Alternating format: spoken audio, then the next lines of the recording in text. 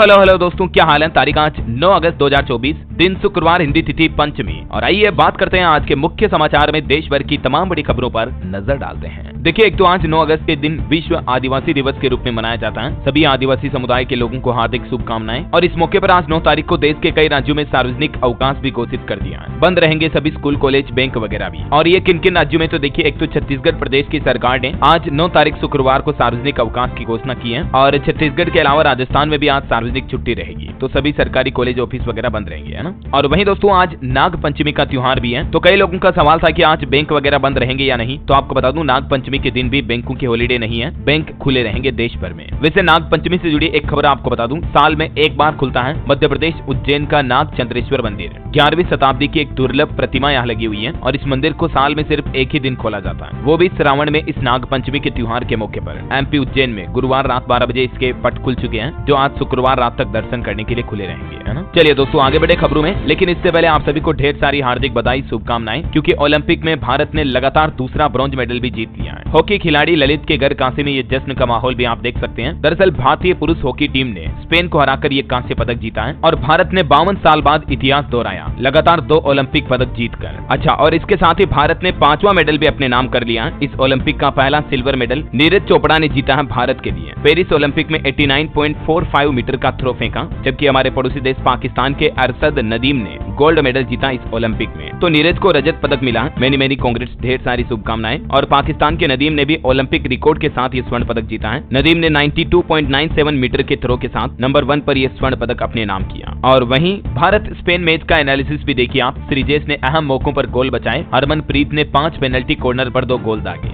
और भारत की शानदार जीत देखने को मिली। कांस्य पदक जीतने वाली भारतीय हॉकी टीम से प्रधानमंत्री नरेंद्र मोदी ने फोन पर बातचीत की और भारतीय हॉकी टीम के लगातार दूसरी बार ब्रॉन्ज मेडल जीतने पर पीएम मोदी ने बधाई भी दी। प्रधानमंत्री बोले कि पीढ़ियां याद रखेगी ये उपलब्धियां। और वहीं दोस्तों, ओलंपिक खिलाड़ियों के लिए पंजाब सरकार की तरफ से भी बड़ा ऐलान किया गया। मेडल जीतने वाले पंजाब के हर खिलाड़ी को 1-1 करोड़ रुपए दिए जाएंगे। पंजाब के मुख्यमंत्री भगवंत मान सरकार ने ये ऐलान करते हुए घोषणा की है, पंजाब सरकार हॉकी प्लेयर्स को भी 1-1 करोड़ रुपए देगी, क्योंकि हॉकी टीम में पंजाब के 10 खिलाड़ी हैं। और वहीं दोस्तों, रेसलर विनेश फोगाट, जो कि मात्र 100 ग्राम वजन की वजह से मेडल से चूक गई, उनको भी अब सिल्वर मेडल की उम्मीद वापस जगी है, क्योंकि CAS में अब उनके इस मामले को लेकर आज दोपहर 1:30 बजे सुनवाई होगी। हालांकि ये ओलंपिक से डिस्क्वालीफाई होने पर अब संन्यास ले चुकी है, लेकिन विनेश को मेडल मिलेगा या नहीं, इस पर भी आज पेरिस में सुनवाई होगी। CAS ने उन्हें वकील चुनने का वक्त भी दिया। और इतना ही नहीं दोस्तों, भारतीय महिला पहलवान खिलाड़ी के लिए अमेरिकी रेसलर ने भी आवाज उठाई और कहा कि नियम बदलो और विनेश को सिल्वर मेडल दो। बजरंग और गीता ने भी उनका साथ दिया है। हालांकि विनेश फोगाट को फिर भी रजत पदक विजेता की तरह इनाम और सरकारी सुविधाएं मिलेगी और सरकारी नौकरी देने का भी ऐलान किया है हरियाणा सरकार की तरफ से। खैर, अभी विनेश फोगाट ने संन्यास का ऐलान कर दिया है। वो बोली कि माँ, कुश्ती मुझसे जीत गई और मैं हार गई, माफ करना। बड़ी ही भावुक करने वाली बात कही है इन्होंने। और वैसे ओलंपिक की बात हो रही है, तो अभी तक का पेरिस ओलंपिक का मेडल टेबल भी देख लीजिए आप। भारत के पास अब कुल 5 मेडल हो चुके हैं, जिनमें से 4 तो कांस्य यानी कि ब्रॉन्ज मेडल भारत जीत चुका है इस ओलंपिक में, और एक रजत पदक यानी कि सिल्वर मेडल, जो कि देर रात नीरज चोपड़ा ने जीता था, है ना। तो टोटल 5 मेडल हो गए हैं। चलिए अब आगे बढ़ते हैं खबरों में। देखिए, रेल यात्रियों के लिए बड़ी अच्छी खुशखबरी है। दिवाली और छठ पर मिलेगा कंफर्म टिकट, क्योंकि रेलवे की तरफ से बड़ी घोषणा की गई है। कई लोग जो हमारे देश में दूसरे राज्यों में काम करते हैं, तो बाहर काम करने वाले लोग त्योहार पर जो अपने घरों पर जाएंगे, तो उनके लिए रेलवे का कहना है कि कंफर्म सीट देने के लिए रेलवे कई सारी सर्किट ट्रेन चलाने की तैयारी कर चुका है, जिसके चलते अब आपको टिकट के लिए परेशानी नहीं आएगी, वेटिंग लिस्ट ज्यादा लंबी नहीं होगी और आसानी से टिकट मिल जाएगा ना। चलिए अगला अपडेट देखिए। पेन किलर, एंटीबायोटिक्स और बुखार समेत सस्ती होने जा रही है 70 दवाइयां। सरकार ने आम जनता को ये बड़ी राहत दी है। इस वित्त वर्ष 2024 के पूर्ण बजट के लगभग 2 सप्ताह बाद अब सरकार ने पेन किलर समेत ये 70 जरूरी दवाओं के दाम को कम करने का निर्णय लिया है, जिससे कि विभिन्न तरह की बीमारियों का इलाज कराना अब सस्ता हो जाएगा। इन 70 दवाओं में शामिल है दोस्तों एंटीबायोटिक्स, बुखार, संक्रमण, डायरिया, मांसपेशियों में दर्द, डायबिटीज, ब्लड प्रेशर और हार्ट संबंधित बीमारियों के इलाज में इस्तेमाल होने वाली दवाइयां भी शामिल है। आना तो देश के करोड़ों आम लोगों को इसका सीधा फायदा मिलेगा। जल्दी आपको रियायती दरों पर दवाइयां मिल पाएगी। अच्छा, वैसे दवाओं को लेकर सरकार ने एक नया नियम ये भी लागू कर दिया। देखिए, अब जल्द मिल सकेगी गंभीर बीमारियों की विदेशी दवाइयां भी, क्योंकि विदेशी दवाओं के क्लिनिकल ट्रायल की जरूरत ही नहीं होगी। देखिए, सरकार का बड़ा फैसला, अब भारत में सीधे बिक सकेंगी विदेशी दवाइयां। इतने दिन विदेशी दवाइयां भी अगर भारत में आती थी ना, तो उनका पहले क्लिनिकल ट्रायल दिया जाता था, लेकिन अब इन दवाओं का क्लिनिकल ट्रायल लेने की जरूरत नहीं होगी। हालांकि इसमें एक शर्त ये जरूर रखी है कि कुछ पर्टिकुलर देशों को इस लिस्ट में जोड़ा गया। इन देशों से दवाओं का अप्रूव मिलने के बाद अब भारत में क्लिनिकल ट्रायल कराना जरूरी नहीं होगा, है ना। और उन देशों में शामिल है America, Britain, Japan, Australia, Canada और EU यानी यूरोपियन यूनियन। इन देशों में मतलब अगर किसी दवा का क्लिनिकल ट्रायल सफल हो जाता है और इन दवाओं को उन देशों के नियामक से परमिशन मिल जाती है, तो फिर ऐसे मेडिसिन को भारत में क्लिनिकल ट्रायल की जरूरत नहीं होगी, है ना। तो मतलब अब आप समझ गए होंगे, इसी वजह से आपको जल्दी दवाइयां मिल पाएगी और थोड़ी सस्ती भी मिलेगी, क्योंकि क्लिनिकल ट्रायल प्रोसेस का खर्चा नहीं होगा अब कंपनियों के लिए, है ना। चलिए दोस्तों, अगला अपडेट देखिए। हेल्थ इंश्योरेंस को लेकर अच्छी खबर आई है। जीएसटी इससे बिल्कुल तो नहीं हटेगा, लेकिन हेल्थ और लाइफ इंश्योरेंस प्रीमियम पर जीएसटी को 5% तक रखने का प्रस्ताव रखा जा रहा है। हाल ही में आपको पता होगा, कुछ दिनों पहले देश के परिवहन मंत्री नितिन गडकरी ने वित्त मंत्री को ये एक पत्र लिखा था और इसमें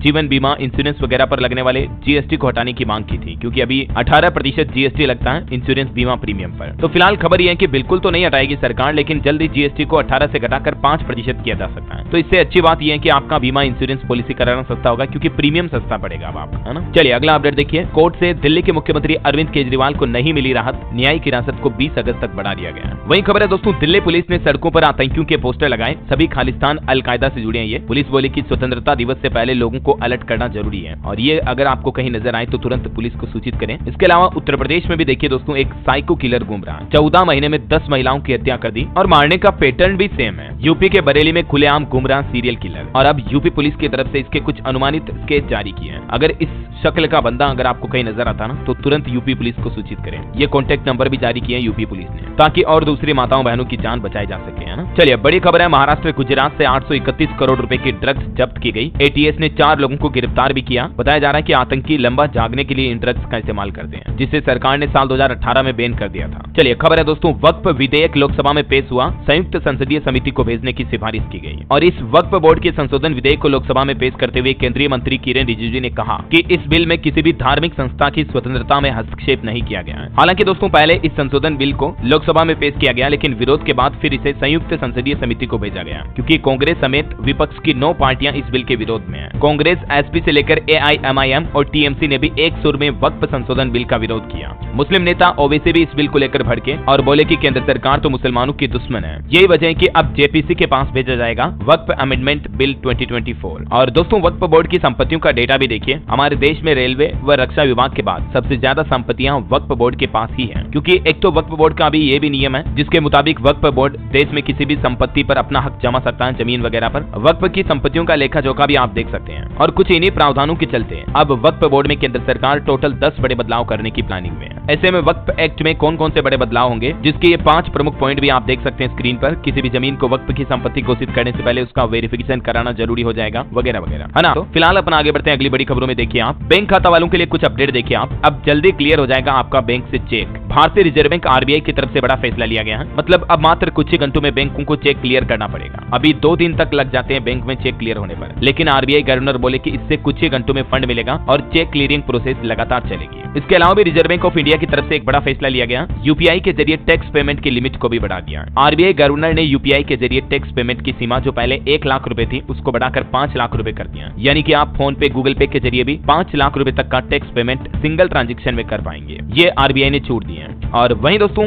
RBI के MPC मीटिंग में बैंक लोन धारकों के लिए भी एक गुड न्यूज आई। RBI ने बताया कि आपके लोन की EMI नहीं बढ़ेगी। वजह यह कि ब्याज दरों में लगातार 9वीं बार भी रिजर्व बैंक ने अपनी MPC मीटिंग में कोई बदलाव नहीं किया। तो इसी वजह से आपके लोन महंगे नहीं होंगे, और आपके लोन की जो हर महीने की EMI आती है, किस्त आती है, वो भी नहीं बढ़ेगी, क्योंकि RBI ने अपनी रेपो रेट को 6.5% पर ही बरकरार रखा है। और ये रेपो रेट RBI ने आखिरी बार साल 2023 में बढ़ाई थी, उसके बाद से ही 6.5% पर बरकरार है। क्योंकि दोस्तों, कल ही मैंने आपको समझाया था कि रेपो रेट और बैंकों के लोन की EMI का क्या कनेक्शन होता है। जब भी RBI रेपो रेट बढ़ाता है तो बैंकों से लोन लेना, कर्ज लेना महंगा हो जाता है, जबकि RBI रेपो रेट घटाता है तो बैंकों से लोन लेना सस्ता हो जाता है, क्योंकि बैंक भी अपनी ब्याज दरों को कम कर देते हैं। वहीं RBI का एक और बड़ा फैसला देखिए आप। फर्जी लोन ऐप की पहचान के लिए भी जल्द आएगा नया सिस्टम। RBI ने अंकुश लगाने के लिए रिपोजिटरी बनाने का भी ऐलान किया है। और वहीं RBI होम लोन पर भी सख्त हुआ। अब कर्ज लेने वालों की निगरानी रखी जाएगी, और अब होम लोन पर टॉपअप लेना मुश्किल होगा, क्योंकि बैंकों को निगरानी बढ़ाने की सलाह दी RBI ने। वजह ये दोस्तों कि कई लोग बैंकों से लोन लेते तो हैं, मतलब समय पर चुकाते नहीं है। NPA वगैरह बैंकों का काफी ज्यादा बढ़ रहा है। तो ये वजह कि RBI ने ये कुछ सख्त फैसले जारी किए बैंक लोन को लेकर। ठीक है, डिपॉजिट ग्रोथ को लेकर भी रिजर्व बैंक गवर्नर ने चिंता जताई और कहा कि फंड जुटाने के लिए इनोवेटिव प्रोडक्ट का इस्तेमाल करे बैंक।